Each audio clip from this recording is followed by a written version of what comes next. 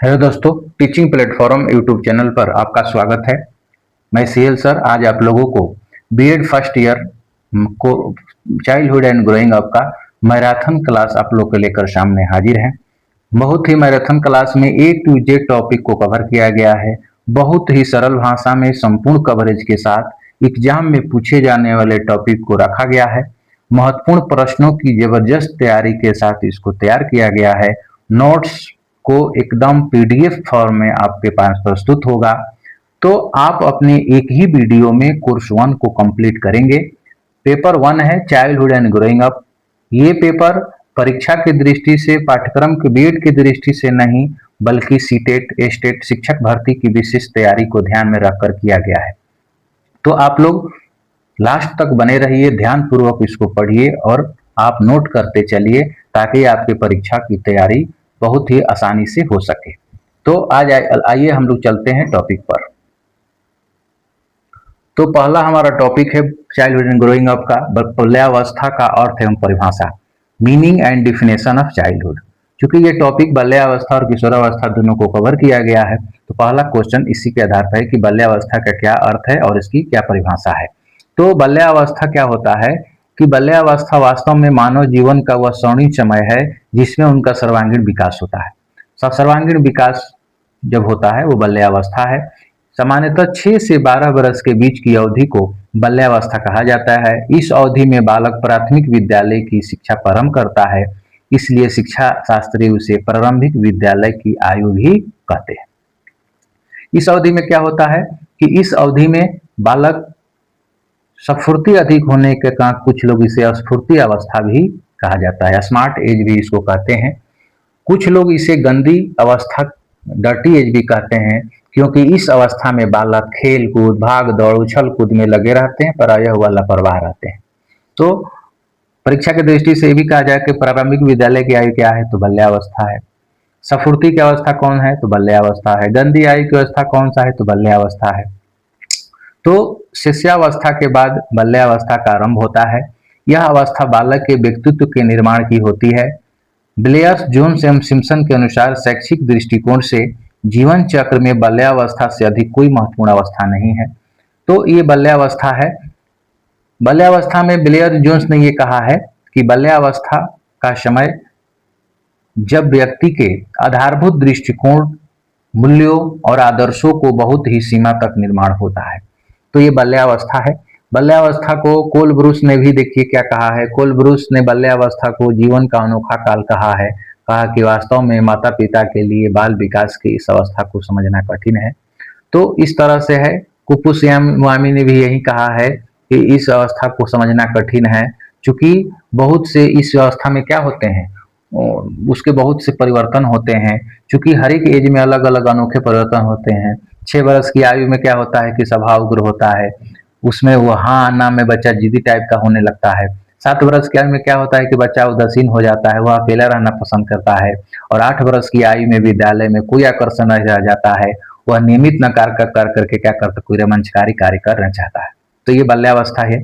Next हमारा topic है बाल्यावस्था की क्या विशेषता होती है, यानी कि कैरेक्टरिस्टिक्स ऑफ चाइल्डहुड। नेक्स्ट आपका मतलब 2 नंबर ये टॉपिक हो गया कि बाल्यावस्था की विशेषता क्या होती है। ये बहुत ही एग्जामिनेशन में पूछा जाता है। बाल्यावस्था को बालक ही समझना चाहिए और उसकी शिक्षा की व्यवस्था उसके मूल प्रवृत्ति, रुचि, इच्छा, आवश्यकता, क्षमताओं और योग्यताओं एवं उसके विकास के विभिन्न अवस्थाओं को ध्यान में रखकर की जानी चाहिए। तो बाल्यावस्था में रूसो ने क्या कहा कि रूसो पहला व्यक्ति थे जिसने शिक्षा शास्त्रियों को ध्यान पाठ्यक्रम तथा शिक्षक प्रधान से हटाकर बाल केंद्रित शिक्षा की ओर आकर्षित किया। रूसो ने क्या किया कि बालक जो होगा वो चाइल्ड सेंट्रल एजुकेशन के पक्षधर में थे रूसो। हरलोक ने भी क्या कहा, हरलोक ने बाल्यावस्था को 6 से 12 वर्ष के बीच माना है और इस अवस्था में बहुत सी विशेषताएं होती है। उस विशेषताओं में कौन कौन सी विशेषता होती है, पहला होता है कि सामूहिक खेलों में रुचि, बच्चे जो है ग्रुप में खेलना पसंद करते हैं। क्योंकि स्ट्रॉन्ग ने कहा है कि ऐसा शायद ही कोई खेल हो जिसे 10 वर्ष के बालक न खेलते हों। तो ये सामूहिक खेलों की में रुचि लेने लगता है।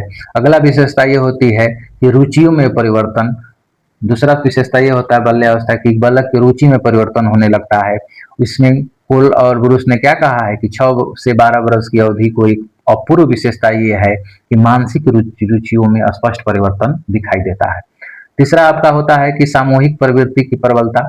चूंकि बच्चे जो हैं समूह में खेलने के लिए बहुत ही वो उग्र हो जाते हैं, तो सामूहिक प्रवृत्ति की प्रबलता हो जाती है बाल्यावस्था में। वो बच्चे समूह में खेलना अधिक पसंद करते हैं, कोई ना कोई मित्र साथी बनाना पसंद करता है। नेक्स्ट विशेषता ये होती है कि काम प्रवृत्ति की न्यूनता हो जाती है। जो बच्चे जो हैं चूंकि शिष्यावस्था में काम प्रवृत्ति सबसे अधिक होती है, लेकिन बाल्यावस्था में क्या होता है कि ये कम हो जाता है। क्या कारण है कि ये मिलने जुलने, खेलने कूदने, पढ़ने लिखने में व्यस्त हो जाते हैं, तो इस सब का उन लोग को पास प्रदर्शन करने का कोई समय ही नहीं मिलता है। तो काम प्रवृत्ति की भी न्यूनता होती है। नेक्स्ट उद्देश्य होता है कि निरुद्देश्य भ्रमण की प्रवृत्ति, उनके पास कोई घूमने की प्रवृत्ति नहीं होती है। वो क्या होता है कि विद्यालय में वो बिना छुट्टी के विद्यालय से भागने, आलसपूर्ण जीवन व्यतीत करने की आदत होती है। तो ये निर्देश माने बिना उद्देश्य को घूमने की प्रवृत्ति होती है। और नेक्स्ट विशेषता ये होती है कि रचनात्मक कार्यों में आनंद, कोई भी वो क्रिएटिव कार्य करने में बच्चा आनंद लेना पसंद करता है। नेक्स्ट आपका है कि वास्तविक जगत से संबंध, बच्चे जो है वास्तविक जगत से संबंध होने लगता है बाल्यावस्था में। क्योंकि यह अवस्था में क्या होता है कि बालक शिष्यावस्था के काल्पनिक जगत का परित्याग करके वास्तविक जगत में प्रवेश करता है। वह प्रत्येक वस्तु का आकर्षक न होकर उसके ज्ञान प्राप्त करना चाहता है। वह हर एक चीज को क्यों और कैसे में उसका जवाब ढूंढना पसंद करता है। तो ये उसी आधार पर यह स्ट्रॉन्ग ने कहा है कि बालक अपने अति विशाल संसार में पाता है और उसके बारे में जल्दी से जल्दी जानकारी प्राप्त करना चाहता है। नेक्स्ट आज का विशेषता यह होती है कि जिज्ञासा की प्रबलता होती है।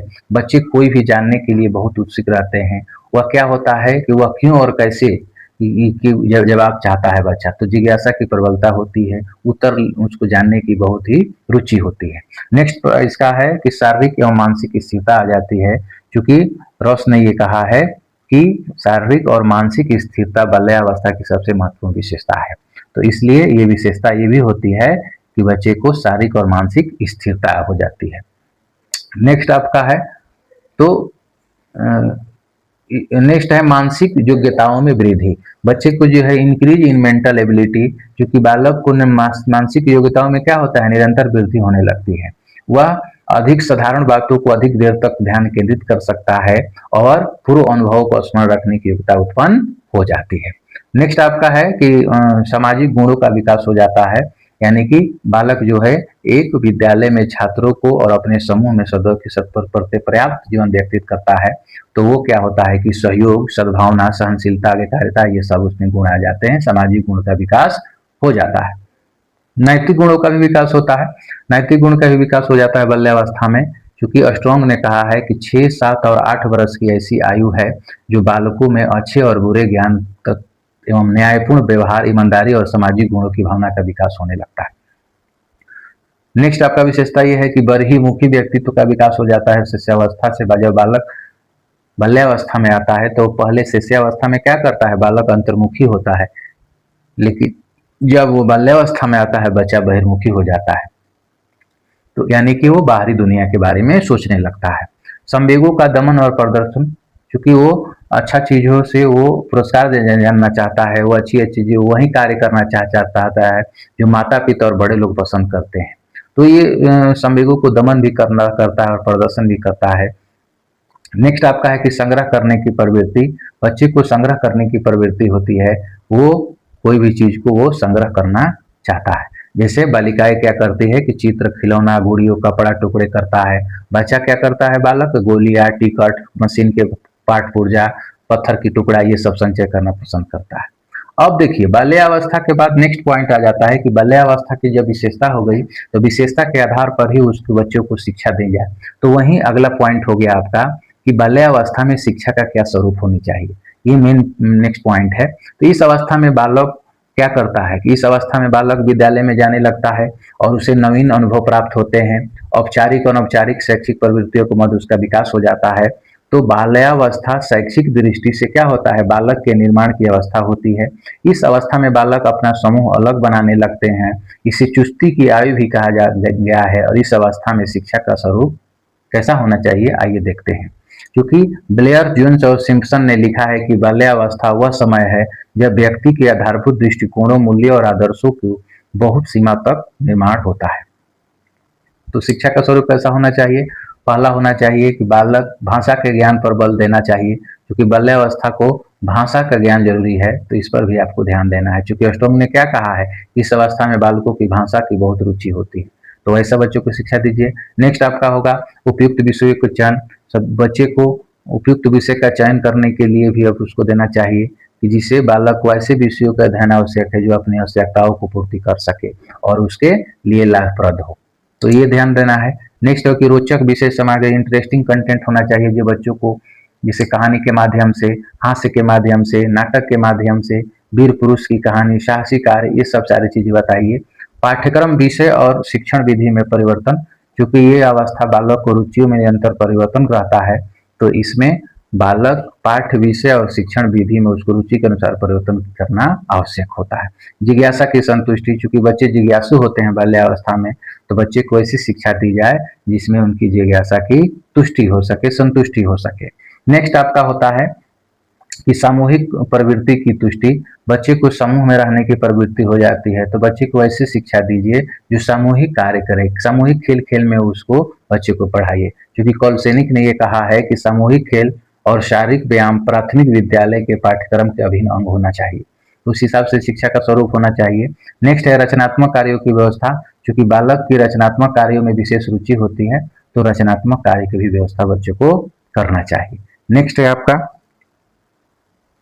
कि बालक को विभिन्न मानसिक रुचियों की संतुष्टि, यानी कि पाठ्यक्रम सहगामी क्रियाओं की भी व्यवस्था करनी चाहिए, क्योंकि बच्चे जो है बालक मानसिक रुचियों को संतुष्ट करने के लिए सुप्त शक्तियां को अधिकतम विकास किया जा सकता है। इसके लिए अधिक से अधिक क्या होना चाहिए, पाठ्यक्रम सहगामी क्रियाओं का संचालन किया जाना चाहिए। नेक्स्ट है आपका पर्यटन एवं स्काउटिंग की व्यवस्था, बच्चे को स्काउटिंग की व्यवस्था करना है। नेक्स्ट आपका है कि संचय प्रवृत्ति के प्रोत्साहन, बच्चे को संचय पर प्रोत्साहन होना चाहिए। नेक्स्ट है आपका संवेगों के प्रदर्शन का अवसर, बच्चे को संवेग को प्रदर्शन का अवसर देना चाहिए, ऐसी शिक्षा की व्यवस्था करना चाहिए, क्योंकि अष्टरेंग ने कहा है, क्या कहा है, बालकों को सामाजिक स्वीकृति प्राप्त करने और संवेगों को दमन करने के बजाय तृप्त करने में सहायता दी जानी चाहिए, क्योंकि संवेदनात्मक भावना और प्रदर्शन उनके संपूर्ण जीवन का आधार होता है। सामूहिक गुणों का विकास, सामाजिक गुणों का विकास, आपको बच्चे को ऐसी शिक्षा दीजिए जिसमें सामाजिक गुण का विकास हो।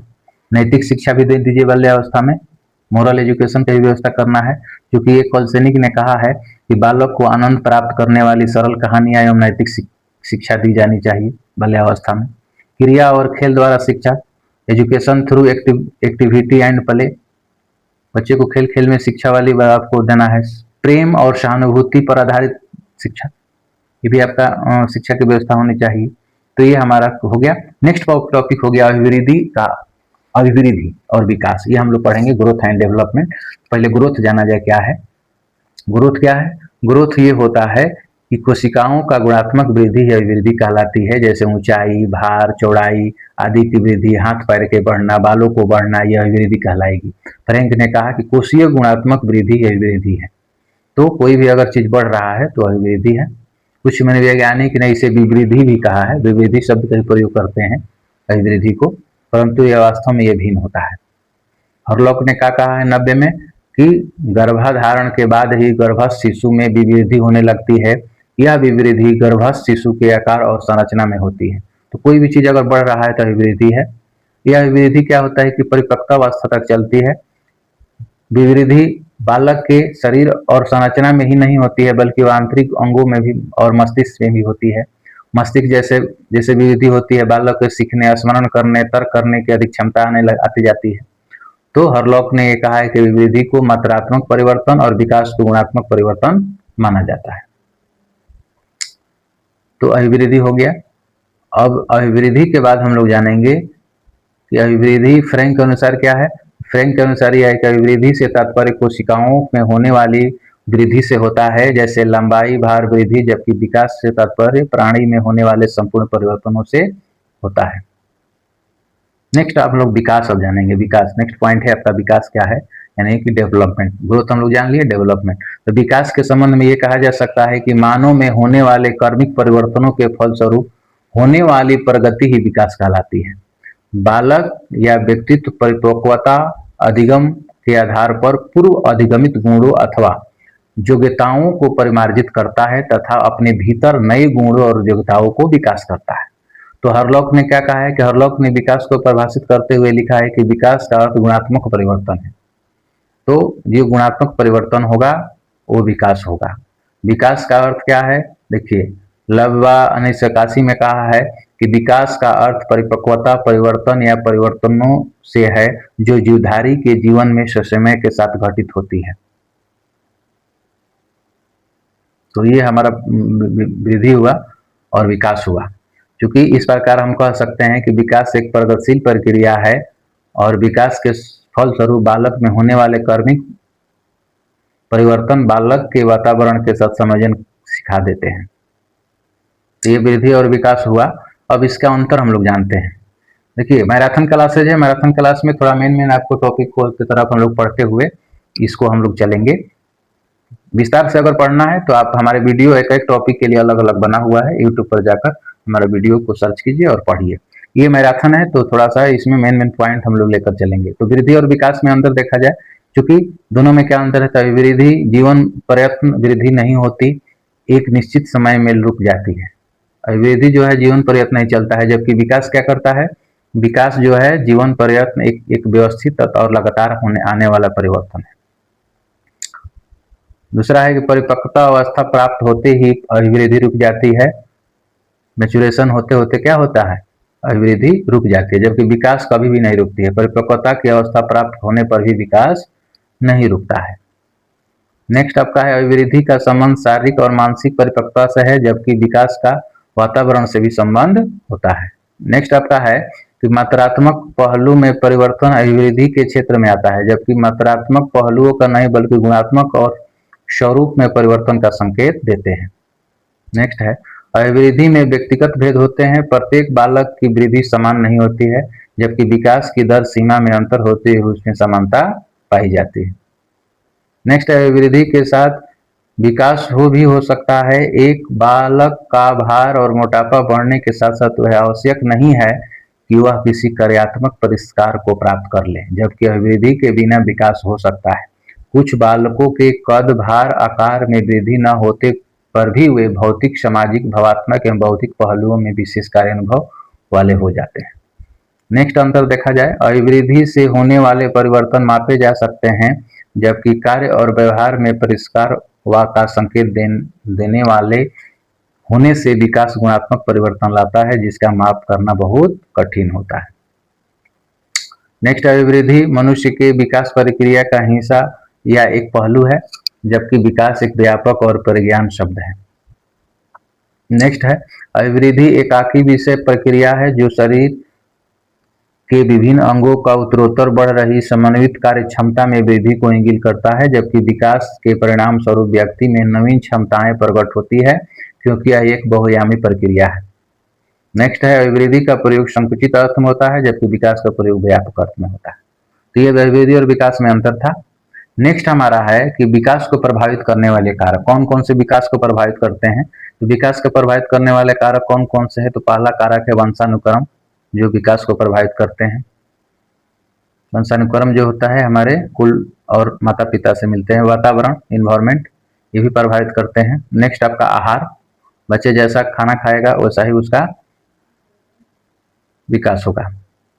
नेक्स्ट रोग, अगर बच्चे जो है अधिक रोग से ग्रसित है उसका विकास कम होता है, और जो रोगी नहीं है बच्चे का विकास जल्दी होता है। अंतःस्रावी ग्रंथियां, ये भी विकास को प्रभावित करती हैं। बुद्धि भी विकास को प्रभावित करता है। जिसका IQ ज्यादा होता है वो बालक जल्दी तेज बोलना सीखता है, जिसका IQ कम होता है। यौन, लड़का और लड़की में भी विकास को प्रभावित करते हैं। लड़कियां लड़कों से पहले ज्यादा बोलने पहले करती है। जन्म क्रम भी विकास को प्रभावित करते हैं, क्योंकि जो बड़ा बच्चा होता है वो देर सीखता है, लेकिन छोटा बच्चा उसको देखकर जल्दी सीख जाता है। तो जन्म क्रम का भी प्रभाव होता है। तो इस तरह से हम लोग का हो गया विकास को। पोषाहार भी एक है, पोषाहार भी विकास को प्रभावित करने वाला है। विकास की अवस्थाएं, नेक्स्ट हमारा टॉपिक है यही है कि विकास की क्या अवस्थाएं हैं। ये भी क्वेश्चन है, स्टेज ऑफ डेवलपमेंट। तो ये स्टेज ऑफ डेवलपमेंट विकास की अवस्थाएं में हरलॉक के अनुसार क्या है, हरलॉक ने इस अवस्था को 7 भागों में बांटा है।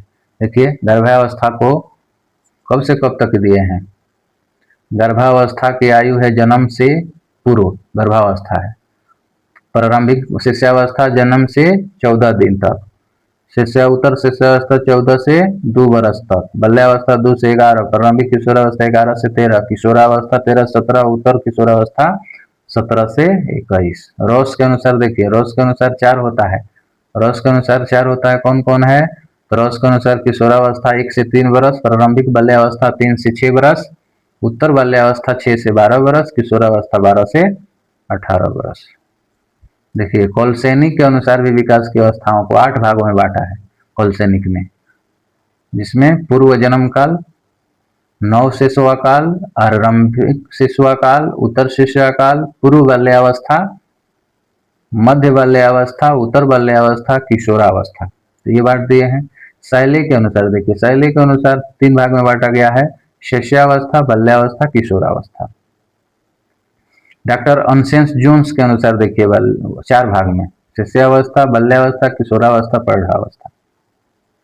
कोल के अनुसार, कोल के अनुसार कितना है, तो कोल के अनुसार जो है ये देखा जाए, कोल के अनुसार शिष्यावस्था, प्रारंभिक बाल्यावस्था, मध्यावस्था, उसके बाद है पूर्व किशोरावस्था, उसके बाद प्रारंभिक किशोरावस्था, उसके बाद है मध्य किशोरावस्था, फिर उत्तर किशोरावस्था, उसके बाद है प्रारंभिक प्रौढ़ावस्था, मध्य प्रौढ़ावस्था, फिर उत्तर प्रौढ़ावस्था, प्रारंभिक वृद्धावस्था और वृद्धावस्था, यानी 12 अवस्था में बांटा है।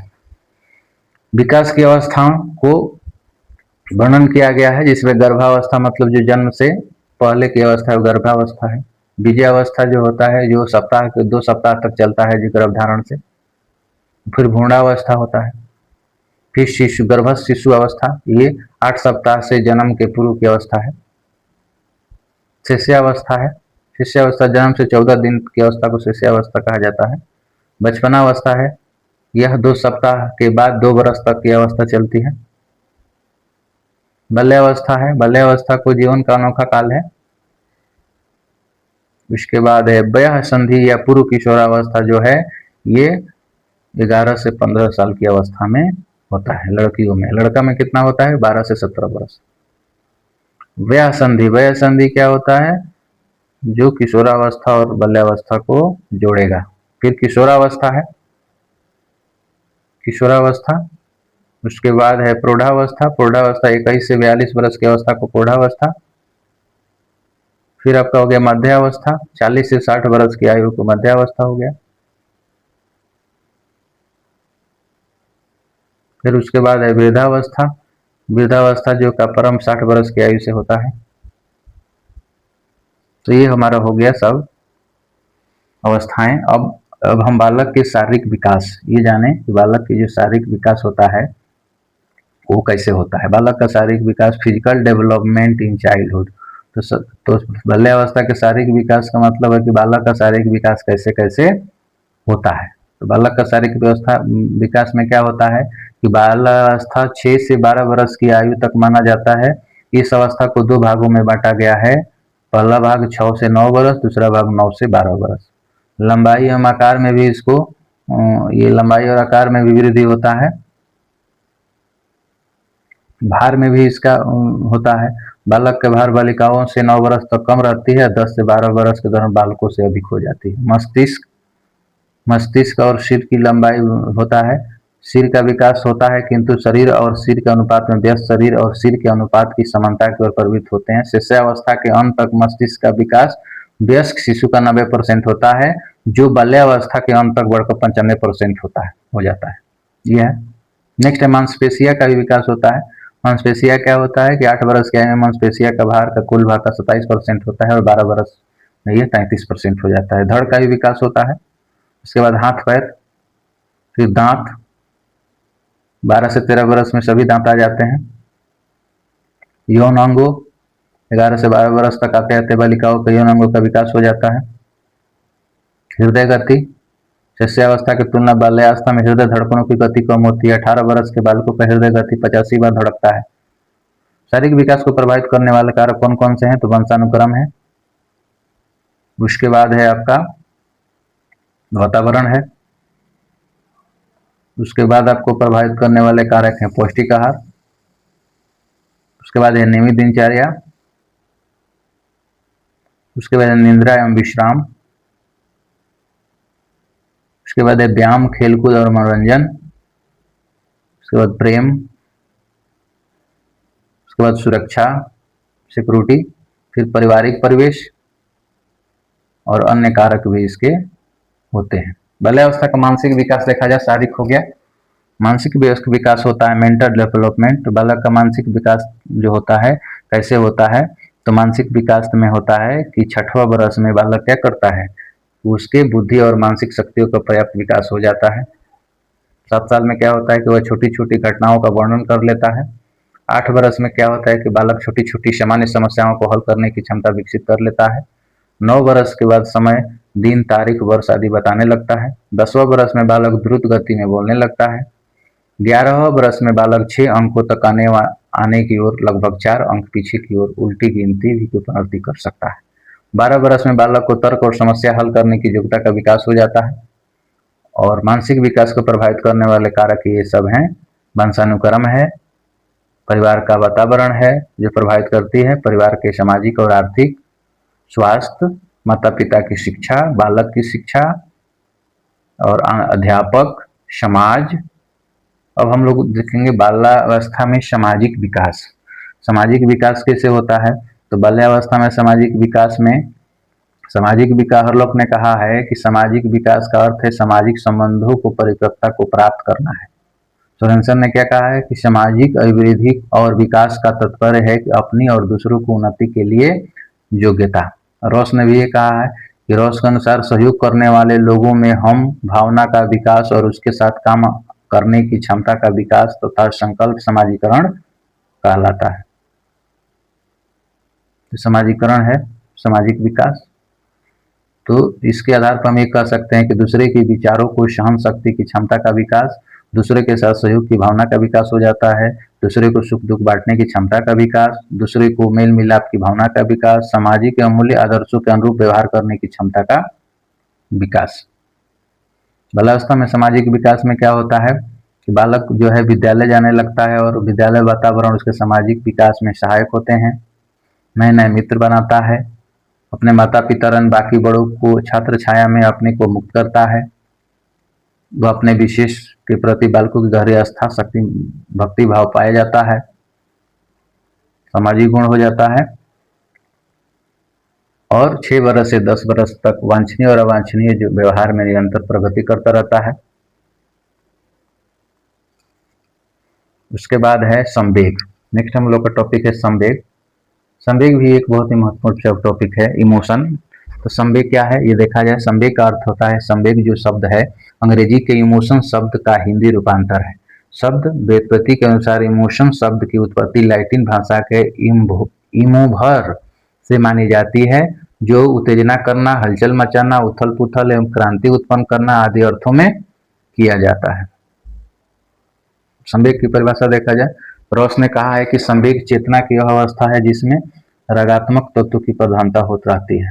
बेल्टाइन के अनुसार, बेल्टाइन ने यह कहा है कि जब रागात्मक प्रकृति का वेग बढ़ जाता है तो तभी संवेग की उत्पत्ति होती है। जर्सिल ने कहा है किसी भी व्यक्ति के आवेग आने, भड़क उठने तथा उत्तेजित हो जाने की अवस्था को संवेग कहते हैं। संवेग के प्रकार, संवेग को 14 प्रकार होता है, 14 मूल प्रवृत्ति और फिर उसमें 14 संवेग होता है। तो 14 प्रकार होता है संवेग का। पहला पलायन, दूसरा है व्युत्साह, तीसरा है निवृत्ति, चौथा है संतान कमाना, पांचवा है शरणागति, छठा है काम प्रवृत्ति, सातवां है जिज्ञासा, आठवां है दैन्य, नौवां है आत्मगौरव, 10वां है सामूहिकता, 11 नंबर है भोजन तलाश, 12 नंबर है संग्रहण, 13 है रचना धार्मिकता और 14 है हास। तो उसके अनुसार ये संवेग भी 14 होते हैं।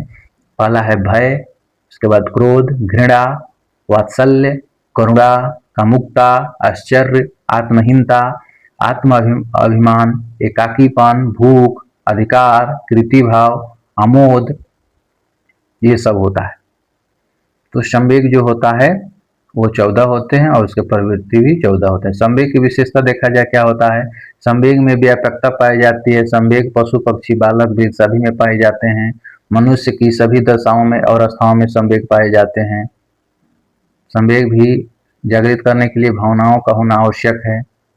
संवेग अस्थिरता पाई जाती है। संवेग मनोशारीरिक होता है।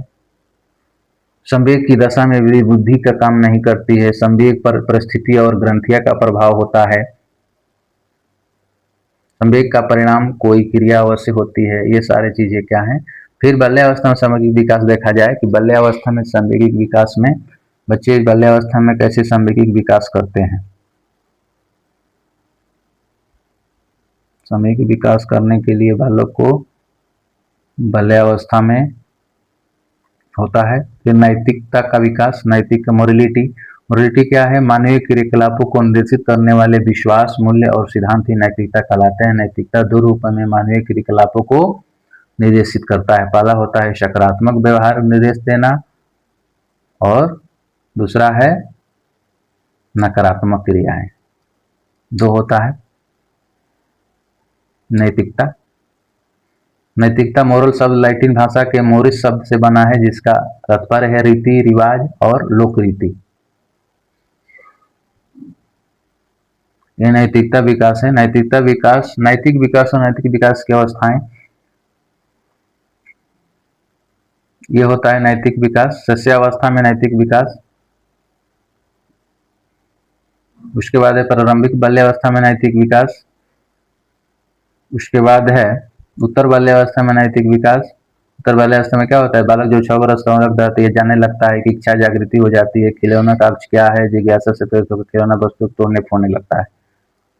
ये सारी चीजें हैं। किशोरावस्था में नैतिक या चारित्रिक विकास होता है। किशोरावस्था में बालक के चारित्रिक अनुभव और व्यवहारों से अत्यधिक परिवर्तन आ जाता है। बाल्यावस्था में उसका जो चारित्रिक विकास हुआ है, किशोरावस्था में उसमें अनेक परिवर्तन आ जाते हैं। तो ये सारी अवस्थाएं में होता है।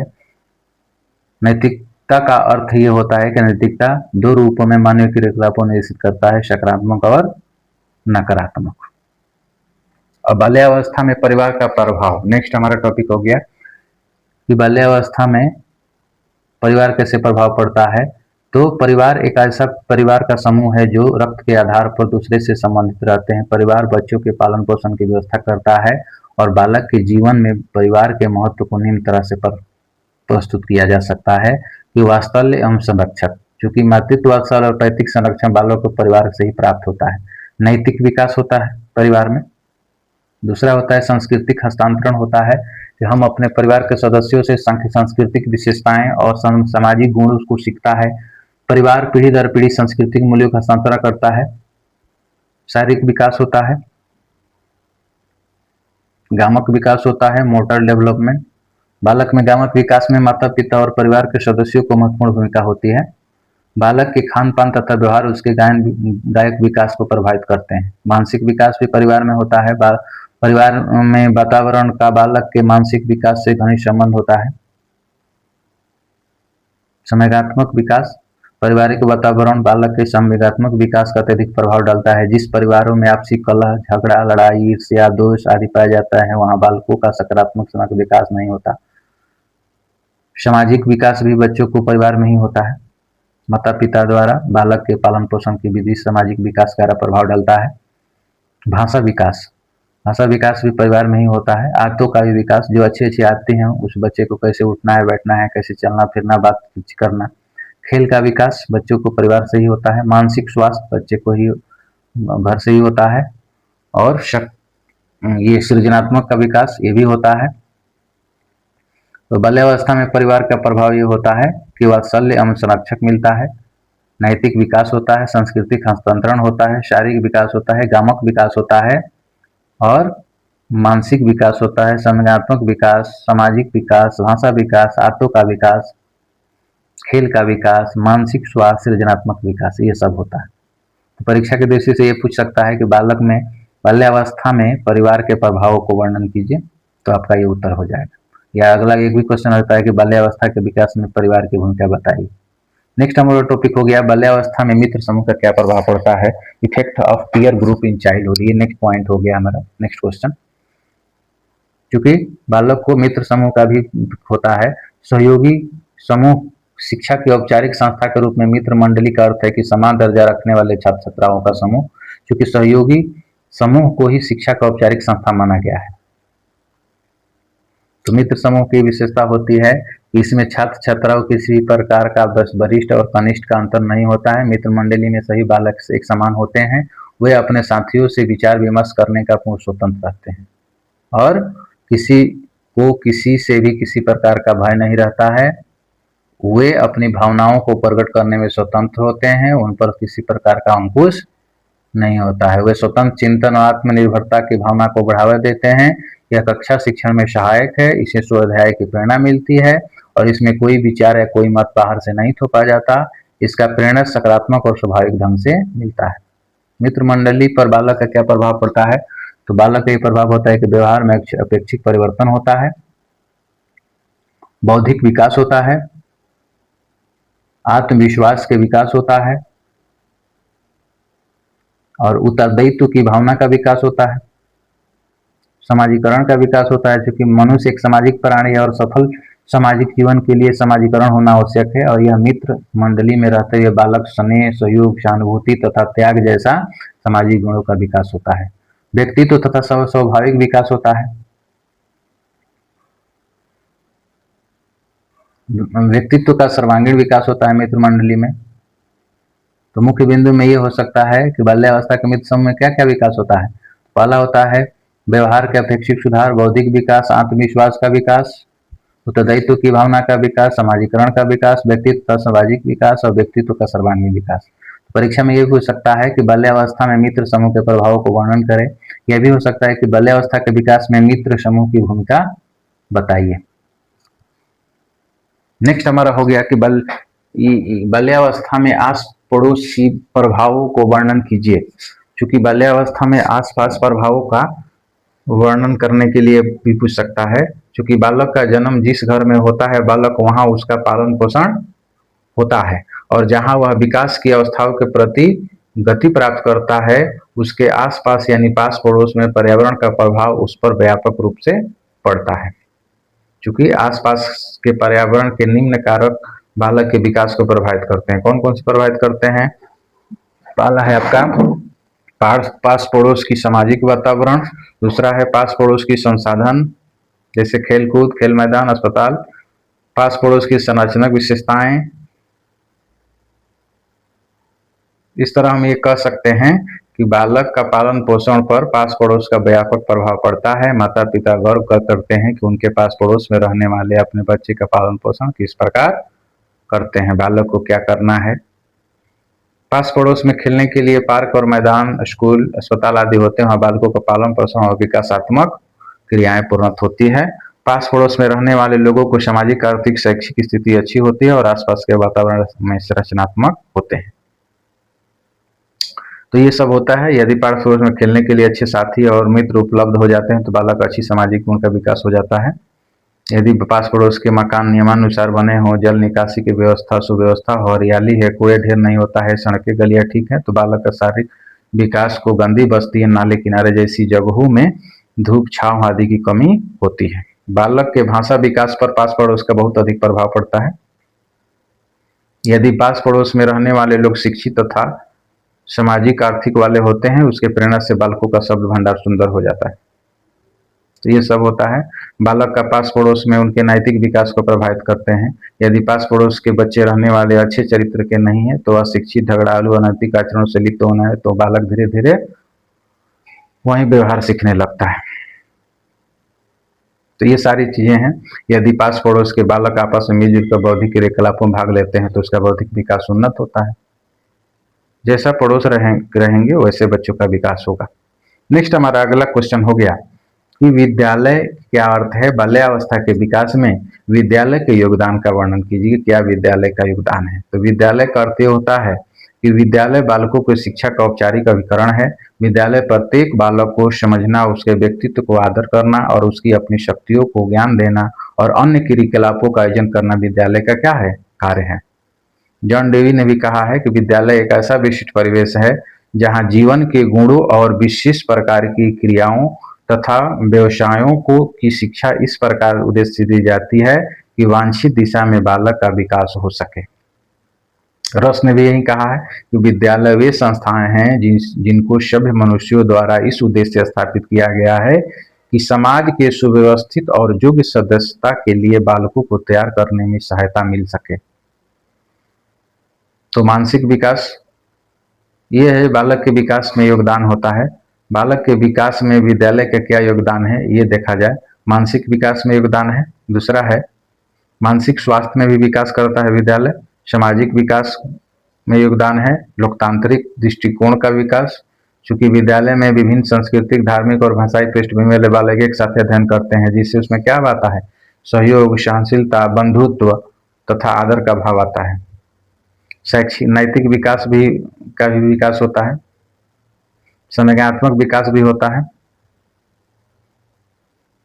नेक्स्ट है प्रत्यय निर्माण भी होता है। तर्क चिंतन का परीक्षण, चूंकि विद्यालय में आयोजित भाषण प्रतियोगिता, वाद विवाद प्रतियोगिता, विचार विमर्श, गोष्ठी आदि बालक को तार्किक चिंतन शक्ति का विकास करती है। सृजनात्मक का विकास, समूह मन का निर्माण, चूंकि विद्यालय में विद्यार्थी उचित समय पर साथ साथ रहते हैं, खेलकूद, सांस्कृतिक कार्यक्रम, वृक्षोत्सव, समाज सेवा आदि कार्य उनके साथ भाग लेते हैं। नेतृत्व क्षमता का विकास होता है। बालक विद्यालय को ज्ञानार्जन का ही अवसर नहीं देता, बालक के नेतृत्व का भी प्रशिक्षण देता है, क्योंकि अध्यापक बालकों को विभिन्न क्षेत्रों में उत्तरदायित्व सौंपते हैं और बालकों को उनकी योग्यताओं और क्षमताओं से परिचित कराते हैं और बालक के नेतृत्व क्षमता का विकास होता है। नेक्स्ट हो गया क्वेश्चन कि सामाजिक समुदाय से आप क्या समझते हैं? बालक पर समुदाय के प्रभाव का वर्णन कीजिए। समुदाय यानी कि meaning and definition of community. समुदाय क्या है कि एक निश्चित भूभाग पर कम या अधिक संख्या में समान लक्ष्यों, रुचियों और आवश्यकताओं वाले लोगों को एक साथ रहने पर समुदाय की रचना होती है। मैकाइवर के अनुसार क्या कहा है समुदाय सामाजिक जीवन के उस क्षेत्र को कहते हैं जिसे सामाजिक संबद्धता अथवा सामंजस्य की कुछ मात्रा द्वारा पहचाना जा सके। तो वर्ण तथा न्यूमेयर के अनुसार भी है कि समुदाय व्यक्तियों का एक समूह है जो सन्निहित भौगोलिक क्षेत्र में रहते हों, जिसके कार्यकलापों एवं हितों के समान केंद्र हों तथा जो जीवन के मुख्य मामलों में इकट्ठे मिलकर कार्य करते हैं। तो ये समुदाय हो गया। बालक को समुदाय, अब अगला पॉइंट हो गया कि बालक पर समुदाय का क्या प्रभाव पड़ता है। तो पहला समुदाय के सामाजिक प्रभाव भी पड़ता है। दूसरा है कि राजनीतिक प्रभाव भी पड़ता है, क्योंकि समुदाय का राजनीतिक प्रभाव बालक के राजनीतिक विचारों का निश्चित रूप देता है। आर्थिक प्रभाव भी पड़ता है समुदाय का। सांस्कृतिक प्रभाव भी पड़ता है, क्योंकि प्रत्येक समुदाय की अपनी संस्कृति होती है। बालक जिस समुदाय में सांस्कृतिक में धार्मिक उत्सव को देखता हुआ उसका अनुसरण करने का प्रयास करता है। सांप्रदायिक भी प्रभाव भी पड़ता है। नेक्स्ट हम लोग जानेंगे किशोरावस्था। किशोरावस्था से बाल्यावस्था खत्म हो गया, किशोरावस्था एडोलसेंस। तो किशोरावस्था का क्या अर्थ है? तो किशोरावस्था वह है जो किशोरावस्था जन्म के बाद मानव जीवन की तृतीय अवस्था है। बाल्यावस्था की समाप्ति के बाद प्रारंभ होती है, प्रौढ़ावस्था के बाद तक चलती है, प्रारंभ तक चलती है। यदि व्यक्तित्व भेदों और जलवायु आदि के कारण किशोरावस्था की अवधि कुछ अंतर पाया जाता है और 12 वर्ष से 18 वर्ष की अवधि को किशोरावस्था कहा जाता है। इस अवस्था में होने वाले शारीरिक, मानसिक, सामाजिक तथा संवेगात्मक परिवर्तन को व्यक्तित्व की दृष्टि से अत्यंत महत्वपूर्ण माना जाता है। वयावस्था तथा प्रौढ़ावस्था के बीच संधि काल होने के कारण जीवन का सर्वाधिक कठिन काल माना जाता है। इस अवधि में बालक दोनों ही अवस्थाओं में रहता है, न तो बालक समझा जाता है और न प्रौढ़ समझा जाता है। किशोरावस्था अंग्रेजी में एडोलसेंस कहते हैं। एडोलसेंस शब्द लैटिन भाषा के एडोलसियर से बना है, जिसका अर्थ है परिपक्वता की ओर बढ़ना। अतः किशोरावस्था वह अवस्था है जिसमें बालक परिपक्वता की ओर अग्रसर होता है तथा जिसकी समाप्ति पर वह पूर्ण परिपक्व व्यक्ति बन जाता है। किशोरावस्था को स्टैनले हॉल ने संघर्ष, तनाव, तूफान तथा विरोध की अवस्था कहा है। ये हमेशा पूछा जाता है किशोरावस्था को स्टैनले हॉल ने संघर्ष, तनाव, तूफान तथा विरोध की अवस्था कहा है। किशोरावस्था की परिभाषा देखा जाए, किशोरावस्था की परिभाषा है कार्माइकल कहें, किशोरावस्था जीवन का वह काल है जहां से किसी अपरिपक्व व्यक्ति का शारीरिक और मानसिक विकास चरम सीमा की ओर बढ़ता है। अकांजेक के अनुसार किशोरावस्था वह संधि के बाद वह अवस्था है जिसमें व्यक्ति के अंदर उत्तरदायित्व की भावना स्थापित होती है। स्टैनले हॉल ने कहा है किशोरावस्था बड़े संघर्ष, तूफान और विरोध की अवस्था है। विंग एंड हंट ने कहा है किशोरावस्था की समुचित अर्थ को प्रकट करने वाला एक शब्द है परिवर्तन। यह परिवर्तन शारीरिक, सामाजिक और मनोवैज्ञानिक होता है। स्टैनले हॉल ने कहा है किशोरावस्था बड़े दबाव, तनाव, तूफान और संघर्ष की अवस्था है। तो इस तरह हम ये कह सकते हैं कि किशोरावस्था तीव्र परिवर्तन की अवस्था है जो वह संधि की अवस्था से प्रारंभ होकर प्रौढ़ावस्था की प्रारंभिक अवस्था तक चलती है।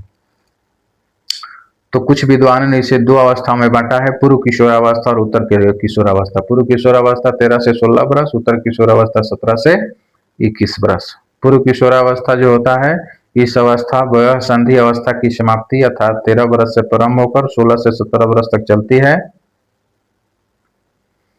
और उत्तर किशोरावस्था 16 या 17 वर्ष से 21 वर्ष तक चलती है। 17 वर्ष की आयु को हर्लॉक ने पूर्व किशोरावस्था और किशोरावस्था की मध्य विभाजन रेखा कहा है। ये आप ध्यान देंगे। किशोरावस्था एक संघर्ष तूफान काल है, ये भी क्वेश्चन आता है। किशोरावस्था एक संघर्ष तूफान का काल है, स्पष्ट कीजिए। तो किशोरावस्था का अर्थ ये होता है, किशोरावस्था अंग्रेजी के एडोलसेंस शब्द से को कहते हैं। एडोलसेंस शब्द लैटिन भाषा के एंडोलिसियर से बना है जिसका अर्थ है परिपक्वता की ओर बढ़ना। तो किशोरावस्था जन्म के बाद मानव विकास का तीसरा अवस्था है जो बाल्यावस्था के समाप्ति के बाद प्रारंभ होता है और प्रौढ़ावस्था के प्रारंभ तक चलता है। 12 से 18 वर्ष की आयु के बीच अवधि को किशोरावस्था कहा जाता है। इस अवस्था में होने वाले शारीरिक, मानसिक, सामाजिक समयगत परिवर्तन व्यक्तित्व की दृष्टि से अत्यंत महत्वपूर्ण माना जाता है तथा प्रौढ़ावस्था के बीच का संधि होने के कारण इसे जीवन का सर्वाधिक कठिन काल माना जाता है। इस अवधि में बालक दोनों अवस्थाओं में रहता है, वह न तो बालक समझा जाता है और न ही उसे प्रौढ़। तो इसी तरह स्टैनले हॉल ने कहा है कि संघर्ष, तूफान, तनाव, विरोध की अवस्था है किशोरावस्था। संवेगात्मक उथल पुथल, संघर्ष एवं तूफान की अवस्था के कारण इसमें बहुत ही मनोवैज्ञानिक ने इसे समस्यात्मक अवस्था भी कहा है, ट्रॉमेटिक एज। संघर्ष एवं तूफान की अवधि होता है, क्योंकि वास्तव में किशोरावस्था जीवन का संघर्ष और तूफान की अवधि है। किशोरावस्था बचपन और परिपक्वता के बीच का नाजुक समय होता है। यह अवस्था में किशोर और किशोरियों को संघर्ष एवं तूफानी दौर से गुजरते हैं, अतः ये मानसिक यातनाएं, दबाव, तनाव सहन करने पड़ते हैं और सहन नहीं कर पाते इससे व्यक्ति दुर्बल, खंडित हो जाता है।